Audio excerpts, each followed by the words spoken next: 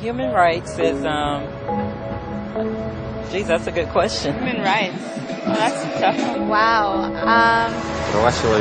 I don't even know how to give that a definition. I would probably have to do a little bit of homework or something. Any right that I think just as a normal, human, The rights that humans have. That's a very large debate. Tú le puedes preguntar a 20 personas y te van a dar 20 diferentes opiniones. Non saprei, è una domanda complicatissima. We just take them for granted that they're there, but we don't even consider what they are.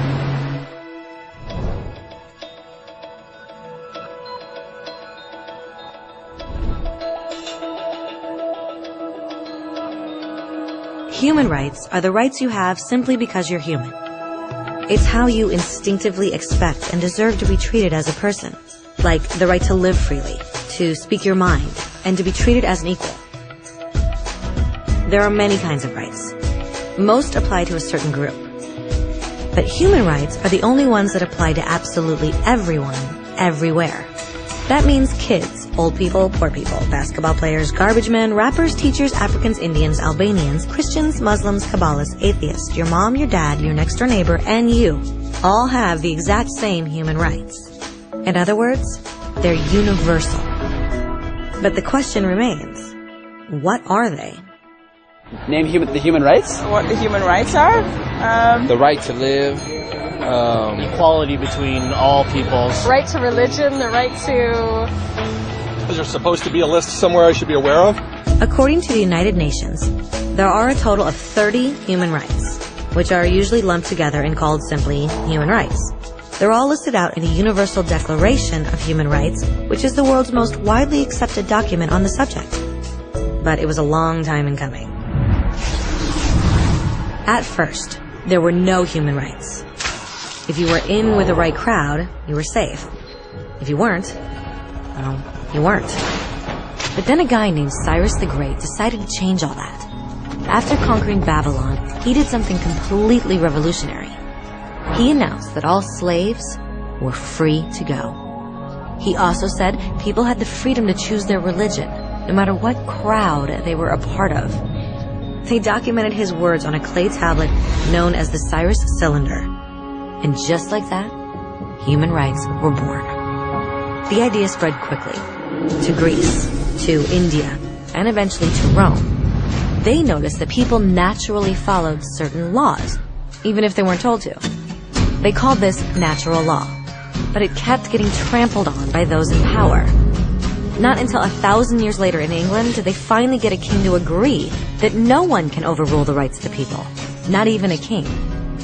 People's rights were finally recognized, and they were now safe from those in power. Kind of. It still took a bunch of British rebels declaring their independence before the king got the point that all men are created equal. Which isn't to say he liked the idea, but he couldn't stop them, and America was born. The French immediately followed with their own revolution for their own rights. Their list was even longer, and they insisted that these rights weren't just made up. They were natural. The Roman concept of natural law had become natural rights. Unfortunately, not everyone was so thrilled. In France, a general named Napoleon decided to overthrow the new French democracy and crown himself emperor of the world. He almost succeeded, but the countries of Europe joined forces and defeated him. Human rights was again a hot topic. They drew up international agreements, broadly granting many rights across Europe. But only across Europe. The rest of the world somehow still didn't qualify. Instead, they got invaded, conquered, and consumed by Europe's massive empires. But then a young lawyer from India decided enough was enough. His name was Mahatma Gandhi, and in the face of violence, he insisted that all people of Earth had rights, not just in Europe. Eventually, even Europeans started to agree. But it wasn't going to be that easy. 2 world wars erupted. Hitler exterminated half the Jewish population of Earth in horrifying Nazi death camps. And all told, 90 million people died. Never had human rights been so terrifyingly close to extinction. and never had the world been more desperate for change.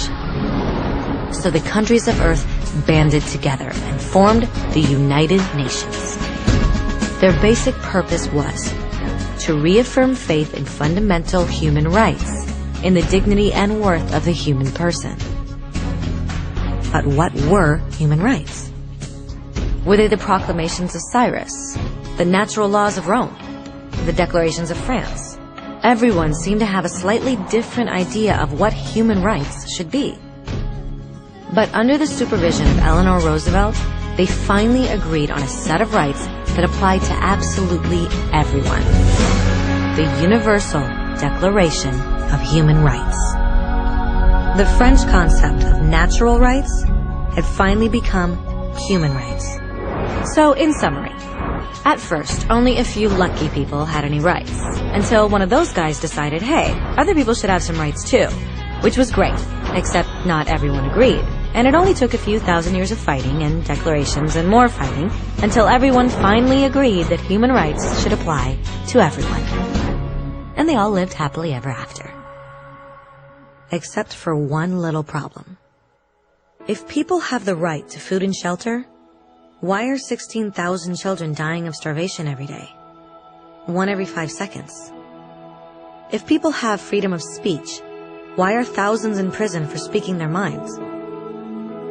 If people have the right to education, why are over 1 billion adults unable to read?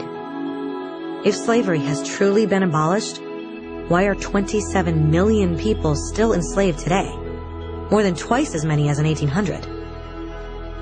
The fact is, when it was signed, the Universal Declaration of Human Rights did not have the force of law. It was optional. And despite many more documents, conventions, treaties, and laws, it's still little more than words on a page. So the question is, who will make those words a reality? I have a dream today. When Dr. King marched for racial equality, he was marching for rights that had been guaranteed by the United Nations for almost 2 decades. But still, he marched. When Nelson Mandela stood up for social justice in the 1990s, his country had already agreed to abolish such discrimination for almost 40 years. But still, he fought. Those who fight today against torture, poverty, and discrimination are not giants or superheroes. They're people. Kids, mothers, fathers, teachers, free-thinking individuals who refuse to be silent, who realize that human rights are not a history lesson. They're not words on a page. They're not speeches or commercials or PR campaigns. They are the choices we make every day as human beings. They are the responsibility we all share to respect each other, to help each other, and to protect those in need. As Eleanor Roosevelt said, where, after all, do universal human rights begin? In small places close to home. So close and so small that they cannot be seen on any maps of the world. Yet they are the world of the individual person, the neighborhood he lives in, the school or college he attends, the factory, farm, or office where he works. Such are the places where every man, woman, and child seeks equal justice, equal opportunity, equal dignity without discrimination. Unless these rights have meaning there, they have little meaning anywhere.